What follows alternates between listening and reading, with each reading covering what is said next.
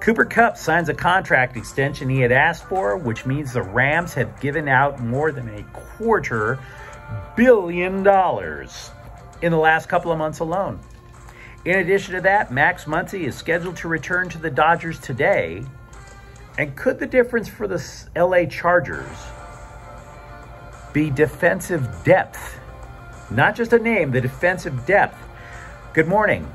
I'm James, and this is your daily dose of sports and snark for the greatest sports city in the world, Los Angeles. This is Faithful Angelenos. It is June 9th, 2022. I am finally a little bit well rested, and we got a ton to get to. If you like the content that we've been putting out for the last 3 months, clickety-clack the like button. Clickety-clack the subscribe button. There's a notifications bell.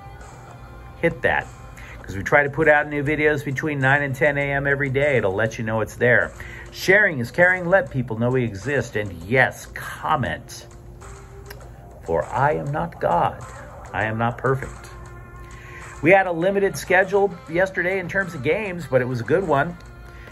Tony Gonsolin improves to 7-0. Will Smith, Cody Bellinger, Trey Turner each hit home runs. The Dodgers defeated the White Sox 4-1.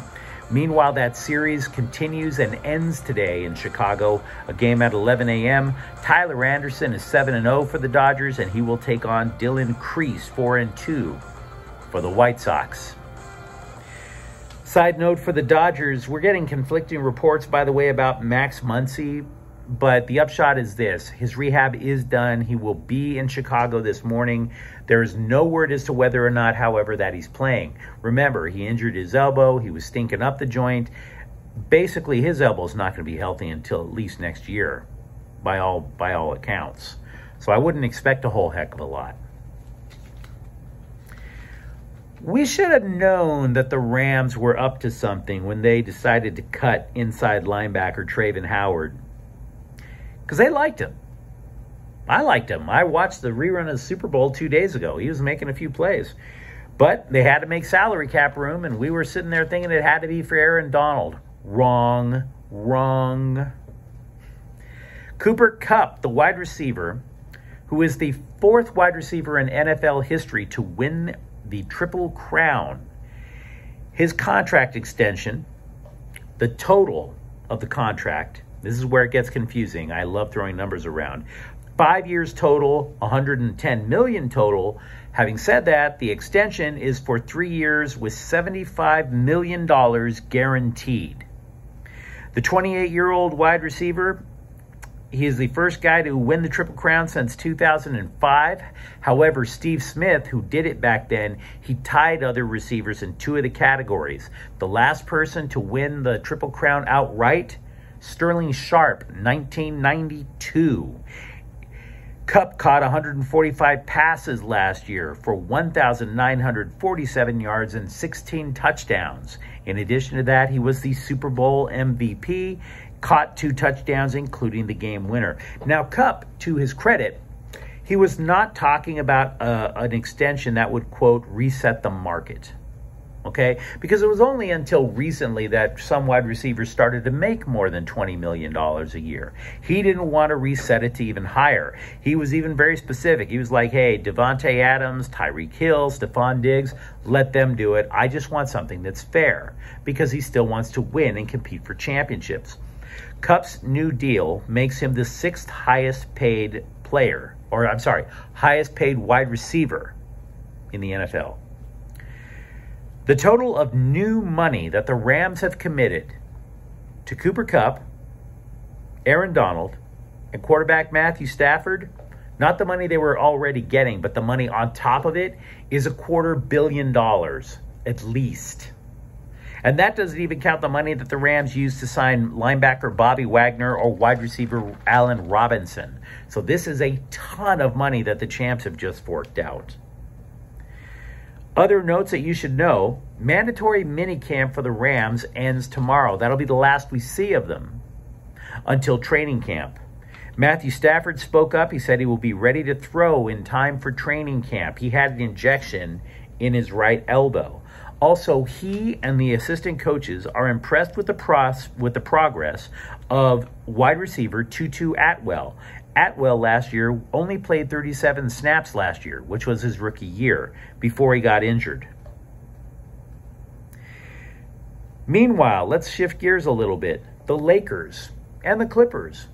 I went to the Athletic website. They decided to rank free agents for both teams, both the Clippers and the Lakers.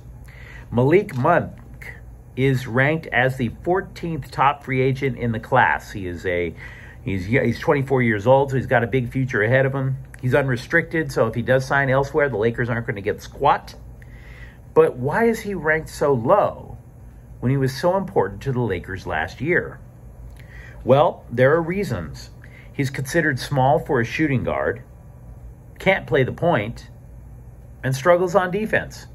So that might bring his money down a little bit, even though he can score. Meanwhile, for the Clippers, small forward Nicholas Batum is the 20th overall free agent.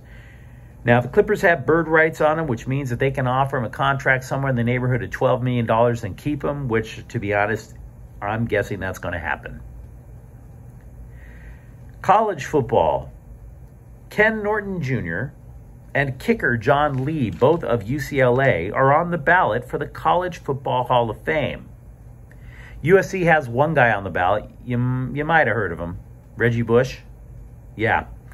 New members, by the way, would not get announced until early 2023. Let's talk about the Chargers, though. LaDainian Tomlinson is a huge fan of fourth-round pick Isaiah Spiller. There's a couple of reasons. I mean, they both went to college in Texas, so he's been following him for quite a while. But an even more important reason, nobody wants to tackle big backs anymore, according to Tomlinson. And that's Spiller's game to a T. Speed and power. It's going to be extremely difficult to bring this guy down. And so unlike prior years with the Chargers, where the backup running back was a little scat back, they're going for power and strength to try to run you over. Meanwhile, defensive coordinator Ronaldo Hill spoke for the first time to the press since the end of last year. He said he loves the depth at defensive back. He loves it so much that Asante Samuel, one of the free agents that they signed, yeah, you would sit there and go, okay, maybe the original plan was for him to be out on an island of one side of the field and just lock that field down. No. They don't even know where they're going to put this guy. They have so many options right now with all these defensive backs that have come in. And another benefit for the Chargers is having this much depth at defensive back. It's like an upward spiral instead of a downward one. In years past, if the Chargers had a cornerback or somebody get injured, the entire defense would start to spin the drain. But the upward spiral, it means that the depth means everybody thinks they have a shot to start, which means people are theoretically going to pay more attention to practice. They're going to pay more attention in training camp. So if somebody in the starting lineup does get injured, you have a competent replacement coming in. The odds improve of that. So Hill just loves that. And in addition to that, talking about depth, they interviewed Kyle Van Noy, the free agent linebacker who came in. And Van Noy couldn't be happier, he says, to be with the Chargers. He likes Brandon Staley as not only as a coach with the X's and O's, but as a guy. The Chargers camp is being run different than the button-down nature of the New England Patriots, where Kyle Van Noy made a name for himself. Quote, I've been a fan of him for quite a while, referring to Staley. So he loves the environment. He loves the X's and O's.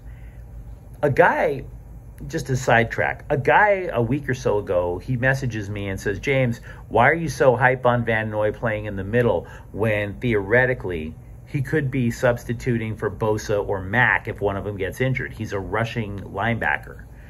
And to which my answer was, because the Patriots ran a lot of two linebacker sets to get Van Noy on the field all the time. So, yeah, you could line him up on the outside to rush, but they want him on the field as much as they can.